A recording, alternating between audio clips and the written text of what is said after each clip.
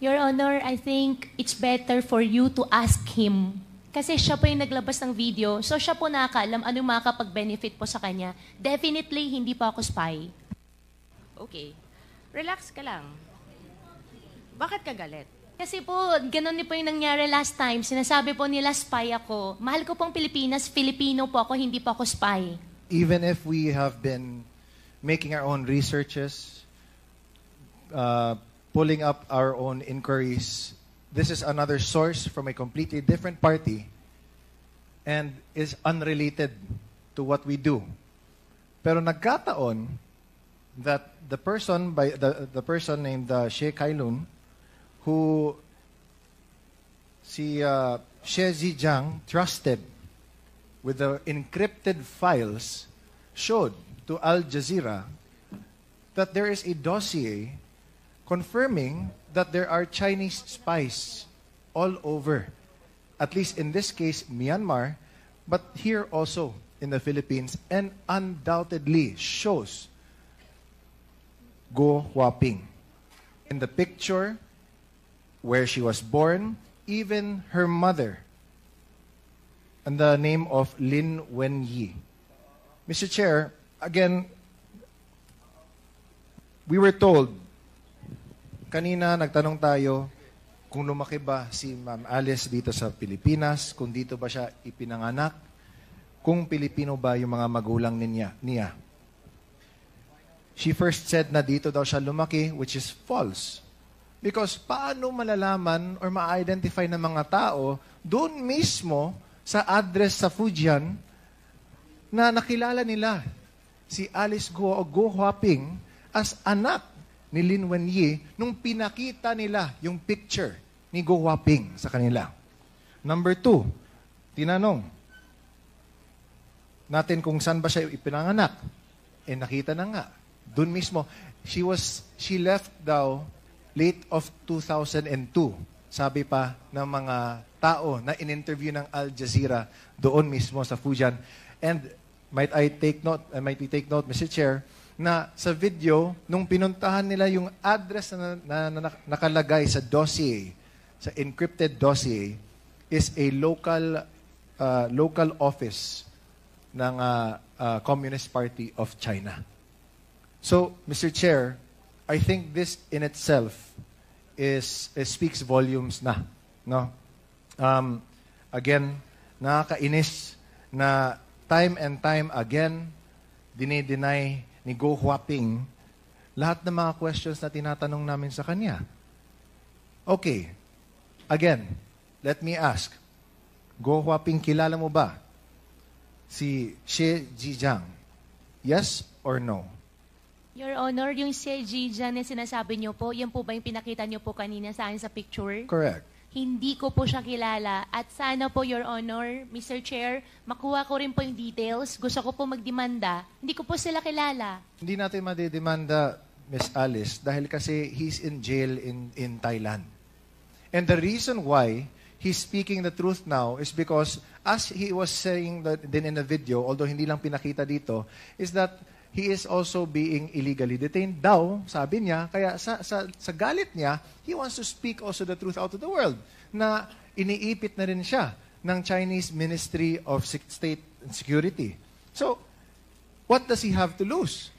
That's why nga sinabi nga niya sa inyo, Ms. Go Huaping, na tell the truth. Don't fall to the same mistakes that he has done kasi nga, he also fears for your life. Remember, nung Senate hearing, na you mentioned na you didn't want to name names because you feared for your life. And because of that, the Senate granted you security and asylum within the PNP's compound. Ngayon, na nag-executive session na kayo, sabi ng Senate na there was nothing to go about except for one name na hindi pa din namin alam. But if we look at it, there is no doubt, kitang-kita na. Hindi na galing mismo dito sa Quadcom, pero in an international company whose job is to search for the truth worldwide. So, Mr. Chair, I'd like to submit this video na this is confirmation that what we've been trying to unearth here marami na din dyan na nakikita din that corroborates not from us, but from other parties as well. Which also means that this Quadcom should also be the avenue for which other people should also go to us to reveal more of the truth kasi kailangan din natin yung kompletong katotohanan. Which is why this is an open call to action, Mr. Chair. Sa lahat ng mga nanonood ng Quad Committee meetings natin, na kung may alam kayo, lalo na nakakatulong ito sa pagtingin, sa pagkuha ng katotohanan, please come forward. Kasi this is national security also at stake. She's been denying na may kilala siya, na ultimo, sinasabi niya na ilang beses na siya tinawagan para humingi ng campaign funds. Kung hindi niya alam yun, or if he was saying, if it wasn't even in the same timeline, then he wouldn't have said that. Diba? Timing. Elections natin, doon din siya, tumakbo din siya, humingi siya ng tulong. It all adds up. It all lines up. So, Mr. Chair, I'd like to submit this video to the committee. And I hope na people really try this time na mas marami pa na will come forward to speak truth to this matter. Thank you, Mr. Chair. So, ito. Wala kang kilala dito. Sa tatlo po, ni isa po wala po akong kakilala, Your Honor. So, ito, nandito si Shezi Zhang when he was saying, Mr. Chair, na dito siya na-recruit sa Pilipinas as a spy. Baka iisa lang pala ang nagre-recruit sa kanila, hindi natin alam, no? And again, babalik natin doon sa picture na pinakita sa video. Yung next slide, please. And again, you confirm this is not you, Miss Alice Go? Your Honor, hindi po ako yan. This is not you. Okay.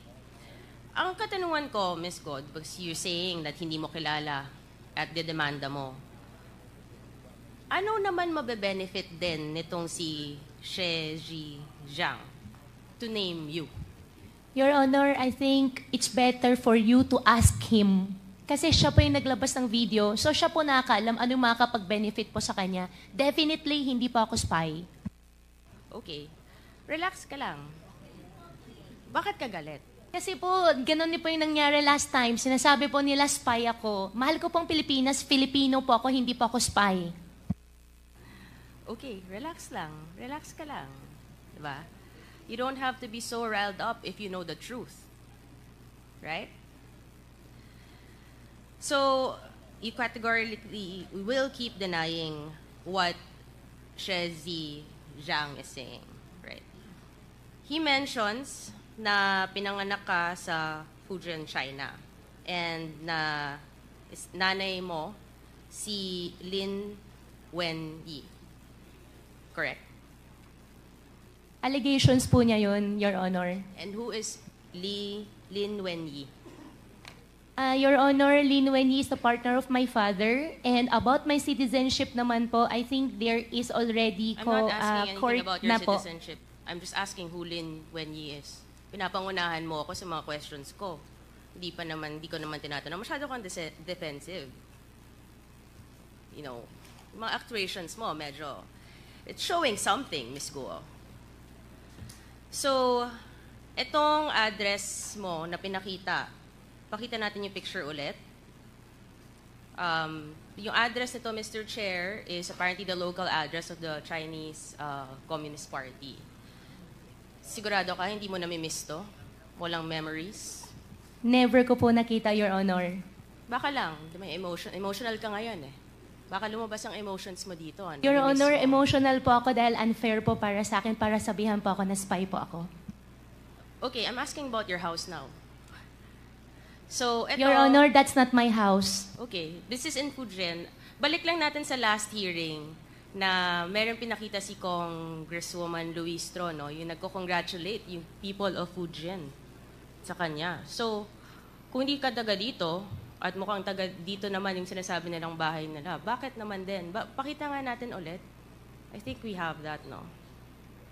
That the people of Fujian was congratulating the first mayor na naging mayor dito. Yan. We have a translator here. Do you understand what is written? Yes, this is like congratulating for winning as the mayor. Okay, and then these are the people who prepared this congratulatory page. Those are the people, yung mga pangalan. Below, yes po. Okay. Baka kunin natin, Mr. Chair, yung mga pangalan na yan. Yeah, can you please post it again? Yan. Oh. Sino-sino yan? It is from Jinjiang, Jinjing Shen. Yeah, it's an association of the hometown. It's in Jinjing Shen. Which is in Fujian, I think. Yes, it is. Which is basically where what we saw in this video, Mr. Chair, kung saan talaga sinasabing galing ang si Miss Alice Guo, no? And then itong si Lin Wenyi na tinatanggi naman po ni Miss Alice Guo na hindi mo nanay, no? Which later on, nakakalungkot if she really is your mother, na you're denying your ties to your mother. Sinabi din sa documentary, Mr. Chair, na umalis nga daw siya, sabi ng mga residente doon, na umalis siya towards the end of 2002. From the previous hearings, we have a copy of the Special Investor Resident Visa. Yung next slide, please. Yan. Na dependent siya ni Lin Wenyi. Galing nga sila from